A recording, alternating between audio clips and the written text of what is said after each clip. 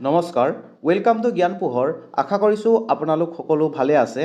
মই 20 most important MCQৰ এটা সিৰিজ আনি আছোঁ আৰু আজি হৈছে তাৰ 3 নম্বৰটো পাৰ্ট আশা কৰিছোঁ আপোনালোকে আগত দিয়া ভিডিঅ' কেইটাৰ পৰা যথেষ্ট উপকৃত হৈছে বলক তেতিয়াহ'লে আজিৰ ভিডিঅ'টো আৰম্ভ কৰোঁ এতিয়া প্ৰথম কোৱেশ্যনটোত সুধিছে who was the last independent Ahom king গতিকে আহোমৰ শেষৰজন ইণ্ডিপেণ্ডেণ্ট ৰজা কোন আছিল চন্দ্ৰকান্ত সিংহ নেকি চন্দ্ৰকান্ত সিংহ নহয় অপশ্যন বিত দিয়া আছে পুৰন্দৰ সিংহ য়েছ পুৰন্দৰ সিংহ আহোমৰ শেষৰজন ইণ্ডিপেণ্ডেণ্ট ৰজা এতিয়া আহিছোঁ মই ইয়াৰ পিছৰ কুৱেশ্যনটোলৈ কুৱেশ্যন নম্বৰ 2 ইয়াতে সুধিছে the T company Assam T company was establish in London in which year option A দিয়া আছে 1833 নেকি এইটো শুদ্ধ নহয় অপশ্যন বি দিয়া আছে 1839 য়েছ অপশ্যন বিটো শুদ্ধ উত্তৰ আৰু টিৰ লগত জড়িত আৰু এটা কথা আপোনালোকে জানি লওক এইটো আহি থাকে টুকলাই টি ৰিচাৰ্চ চেণ্টাৰ দেই টুকলাই টি ৰিচাৰ্চ চেণ্টাৰ এইটো ক'ত অৱস্থিত টুকলাই টি ৰিচাৰ্চ চেণ্টাৰটো আছে যোৰহাটত দেই যোৰহাটত আৰু এইটো হৈছে ৱৰ্ল্ডৰ oldest and largest tea research centre ৱৰ্ল্ডৰ oldest and largest tea research centre যিটো 1911 চনত প্ৰতিষ্ঠা কৰা হৈছিল এতিয়া আহিছোঁ মই ইয়াৰ পিছৰ কুৱেশ্যনটোলৈ কুৱেশ্যন নম্বৰ 3 ইয়াতে সুধিছে which forest in Assam is often referred to as the Amazon of the east গতিকে এমাজন অফ দ্য ইষ্ট বুলি কাক কোৱা হয় অপশ্যন এ দিয়া আছে দিহিং পাটকাই য়েছ দিহিং পাটকাইক কোৱা হয় আৰু এই দিহিং পাটকাই ডিব্ৰুগড় আৰু তিনিচুকীয়া ডিষ্ট্ৰিক্টত আছে দেই ডিব্ৰুগড় এণ্ড তিনিচুকীয়া এই দিহিং পাটকাই আৰু ডিব্ৰু চৈখোৱা এই দুইখন ডিব্ৰুগড় আৰু তিনিচুকীয়া ডিষ্ট্ৰিক্টত পৰে ৰায়মনাখন কোকৰাঝাৰত পৰে আৰু নামেৰিখন ক'ত পৰে সেইটো মোক আপোনালোকে কমেণ্ট ছেকশ্যনত জনাব এতিয়া আহিছোঁ মই ইয়াৰ পিছৰ কুৱেশ্যনটোলৈ কুৱেশ্যন নম্বৰ 4 ইয়াতে সুধিছে the first Assamese film Joymoti was release in which year গতিকে প্ৰথমখন অসমীয়া ফিল্ম জয়মতী কোন চনত ৰিলিজ কৰা হৈছিল 1930 চন নেকি নহয় 1935 চন অপশ্যন বিটো শুদ্ধ ঠিক আছে আৰু ছেকেণ্ডখন জ্যোতিপ্ৰসাদৰ ফিল্ম আছিল ইন্দ্ৰমালতী দেই ইন্দ্ৰমালতী এই জয়মতীখনো জ্যোতিপ্ৰসাদ আগৰৱালাই আছিল আৰু এই ইন্দ্ৰমালতীখনো জ্যোতিপ্ৰসাদ আগৰৱালাই আছিল ইন্দ্ৰমালতী আৰু এই ইন্দ্ৰমালতীখন 1939ত ৰিলিজ কৰা হৈছিল ঠিক আছে এতিয়া আহিছোঁ মই ইয়াৰ পিছৰ কুৱেশ্যনটোলৈ কুৱেশ্যন নম্বৰ 5 ইয়াতে সুধিছে in which year did the Moamoria rebellion begin গতিকে মোৱামৰীয়া বিদ্ৰোহ কিমান চনত আৰম্ভ হৈছিল 1769 নেকি য়েছ অপশ্যন এটোৱে শুদ্ধ উত্তৰ হয় এতিয়া আহিছোঁ মই ইয়াৰ পিছৰ কুৱেশ্যনটোলৈ কুৱেশ্যন নম্বৰ 6 ইয়াতে সুধিছে the power of judicial review in Indian constitution is borrowed from which country গতিকে এই যি জুডিচিয়েল ৰিভিউ সেই জুডিচিয়েল ৰিভিউ কনচেপ্টটো আমাৰ ইণ্ডিয়ান কনষ্টিটিউশ্যনত কোনখন কাণ্ট্ৰিৰ পৰা বৰো কৰি অনা হৈছিল ইউকে নেকি ইউকেটো নহয় কাৰণ ইউকেৰ পৰা কি অনা হৈছিল পাৰ্লিয়ামেণ্টাৰী ছিষ্টেমটো দেই আমাৰ যি পাৰ্লিয়ামেণ্টাৰী যি ছিষ্টেম সেইটো বৰো কৰা হৈছিল ইয়াতে শুদ্ধ উত্তৰটো হ'ব USA আৰু আয়াৰলেণ্ডৰ পৰা কি অনা হৈছিল DPSP যাক ফুল ফৰ্মত directive principles and state policy বুলি কোৱা হয় এতিয়া আহিছে মই ইয়াৰ পিছৰ কুৱেশ্যনটোলৈ কুৱেশ্যন নম্বৰ 7 ইয়াতে সুধিছে which high court has the largest number of benches in India গতিকে কোনখন হাই কোৰ্টৰ আটাইতকৈ বেছি বেঞ্চ আছে বম্বে হাইকোৰ্ট নেকি নহয় অপশ্যন বিত দিয়া আছে গুৱাহাটী হাইকোৰ্ট য়েছ গুৱাহাটী হাইকোৰ্টৰ লাৰ্জেষ্ট নাম্বাৰ অফ বেঞ্চ আছে এতিয়া আহিছোঁ মই ইয়াৰ পিছৰ কুৱেশ্যনটোলৈ কুৱেশ্যন নম্বৰ 8 ইয়াতে সুধিছে who acts as the chief justice of a high court when the office is vacant গতিকে চিফ জাষ্টিচৰ যেতিয়া পজিশ্যনটো ভেকেণ্ট থাকে এখন হাইকোৰ্টৰ তেতিয়াহ'লে কোনে চিফ জাষ্টিচ হিচাপে তাতে কাম কৰে দ্য গভৰ্ণৰ নেকি গভৰ্ণৰ নহয়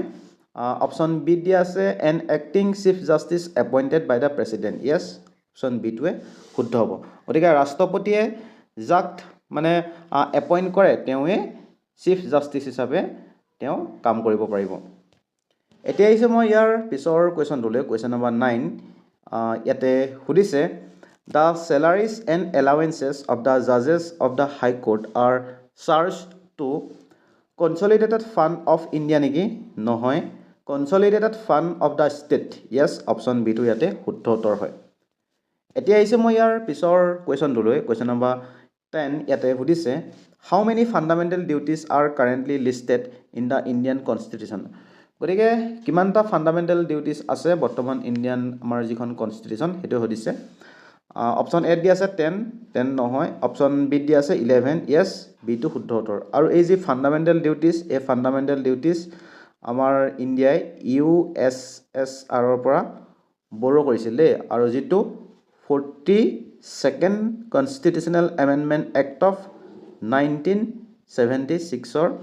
জৰিয়তে ইণ্ডিয়ান কনষ্টিটিউশ্যনত এড কৰা হয় আৰু এই যি ফাণ্ডামেণ্টেল ডিউটিজ সেইটো সোৱান সিং কমিটি বুলি কোৱা এখন কমিটিৰ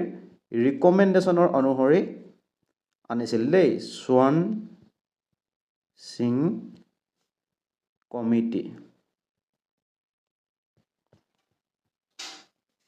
ঠিক আছে এতিয়া আহিছোঁ মই ইয়াৰ পিছৰ কুৱেশ্যনটোলৈ কুৱেশ্যন নম্বৰ 11 ইয়াতে সুধিছে which among the following is the fastest memory in a computer গতিকে কম্পিউটাৰৰ ফাষ্টেষ্ট মেমৰি কোনখন তাকে সুধিছে ৰেম নেকি ৰেম নহয় কেছে মেমৰি য়েছ অপশ্যন বিটো শুদ্ধ উত্তৰ কেছে মেমৰি হৈছে ফাষ্টেষ্ট মেমৰি এতিয়া আহিছোঁ মই ইয়াৰ পিছৰ কুৱেশ্যনটোলৈ ইয়াতে সুধিছে what is the full form of VGA in computer monitors গতিকে কম্পিউটাৰ মনিটৰ্ছত VGAৰ ফুল ফৰ্মটো কি অপশ্যন এত দিয়া আছে ভিজুৱেল গ্ৰাফিক্স এৰে নেকি এইটো শুদ্ধ নহয় অপশ্যন বিত দিয়া আছে ভিডিঅ' গ্ৰাফিক্স এৰে য়েছ অপশ্যন বিটো শুদ্ধ উত্তৰ ভিডিঅ' গ্ৰাফিক্স এৰে ডেট VGAৰ ফুল ফৰ্ম এতিয়া হৈছে মই ইয়াৰ পিছৰ কুৱেশ্যনটোলৈ কুৱেশ্যন নম্বৰ 13 ইয়াতে সুধিছে in MS Excel which function is use to find the highest value in a range of cell option এত দিয়া আছে ইকুৱেল হাই নেকি এইটো নহয় অপশ্যন বিত দিয়া আছে ইকুৱেল মেক্স য়েছ অপশ্যন বিটো শুদ্ধ উত্তৰ হয় আৰু এই MS Excelত এইবিলাক যদি যিকোনো ফৰ্মুলা আমি ইউজ কৰিবলগীয়া হয় প্ৰথমে এই ইকুৱেল চিহ্নেদি আৰম্ভ হয় দেই ইকুৱেল চিহ্ন আৰম্ভ হয় এতিয়া আহিছোঁ মই ইয়াৰ পিছৰ কুৱেশ্যনটোলৈ কুৱেশ্যন নম্বৰ 14 ইয়াতে সুধিছে what is the permanent memory build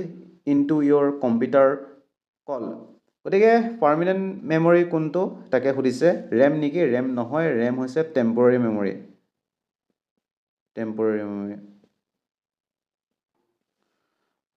লগতে ৰেমটো ভলেটাইল মেমৰি দেই ভলেটাইল ইয়াতে শুদ্ধ উত্তৰ হ'ব অপশ্যন বি এই ৰমটো হৈছে পাৰ্মানেণ্ট মেমৰি আৰু এই ৰমটো হৈছে non volatile memory non volatile memory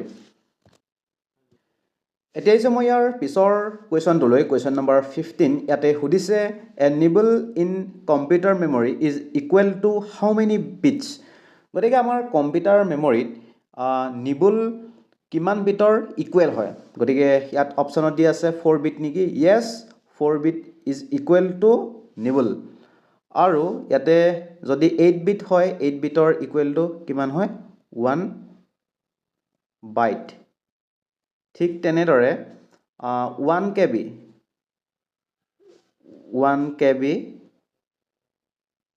equal to 1024 bite ঠিক আছে ঠিক তেনেদৰে 1 MB 1 MB equal to 1024 KB আপোনালোকে মোক 1 GB equal to কিমান MB হ'ব এটো কমেন্ট সেকশনত জনাব ঠিক আছে এতিয়া আহিছে মই ইয়াৰ পিছৰ কোৱেশ্চনটো লৈ কোৱেশ্চন নম্বৰ 16 ইয়াতে সুধিছে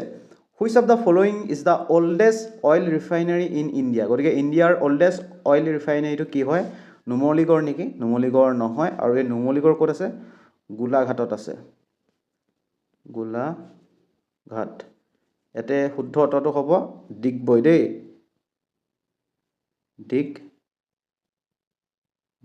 ডিগবৈ হৈছে oldest oil refinery in India ঠিক আছে এতিয়া ইছো মই কোৱেশ্চন নম্বৰ 17 লৈ ইয়াতে সুধিছে বিহু ডান্সটো তলৰ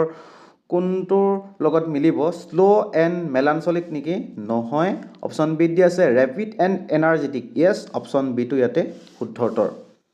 এতিয়া ইছো মই ইয়াৰ পিছৰ কোৱেশ্চনটো লৈ কোৱেশ্চন নম্বৰ 18 ইয়াতে সুধিছে Which gas is most commonly used in fire extinguisher? গতিকে fire extinguisher কোনটো গ্যাস commonly use কৰা হয় অক্সিজেন নেকি নহয় নাইট্ৰজেন নেকি নাইট্ৰজেনো নহয় কাৰ্বন ডাই অক্সাইড ইয়েস কাৰ্বন ডাই অক্সাইড ইউজ কৰা হয় কিয়নো অক্সিজেন আমি জানো যে অক্সিজেনে জুইটো জ্বলাত সহায় কৰে কিন্তু কাৰ্বন ডাই অক্সাইডে কি কৰে জুই নুমুৱাত সহায় কৰে গতিকে ইয়াতে মেইনলি ফায়াৰ এক্সটিংগুইশাৰ কাৰ্বন ডাই অক্সাইড ইউজ কৰা হয় এতিয়া ইছো মই ইয়াৰ পিছৰ কোৱেশ্চনটো লৈ কোৱেশ্চন নম্বৰ 19 ইয়াতে সুধিছে who was the first recipient of the Assam Baibhav award গতিকে অসম বৈভৱ বঁটা লাভ কৰা প্ৰথমগৰাকী ব্যক্তি কোন আছিল হেতুৱে সুধিছে এটো কিন্তু বহুত বেছি ইম্পৰ্টেন্ট কোৱেশ্চন হয় দেই আৰু এই অসম বৈভৱ বঁটাটোৱে বহুত বেছি ইম্পৰ্টেন্ট হয় ডক্টৰ তপন শইকীয়া নেকি ডক্টৰ তপন শইকীয়া প্ৰথমে পোৱা নাছিল Ratan Tata yes option b টো শুদ্ধ আৰু এটো কিমান চনৰ বঁটা আছিল 2021 বৰ্ষৰ আৰু 2022 বৰ্ষটোৰ কোনে পাইছিল 2022 বৰ্ষটো পাইছিল এই তপন শইকীয়া দেই তপন শইকীয়া তাৰ পাছত 2023 বৰ্ষটো কোনে পাইছিল 2023 বৰ্ষটোত পাইছিল আমাৰ ফৰ্মাৰ যি chief justice of India Ranjan Gogoi ঠিক আছে তাৰপা 2024 বৰ্ষটোৰ কোনে পাইছিল আমি যি জানো লেফটেনেণ্ট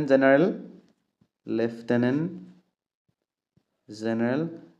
ৰাণা প্ৰতাপ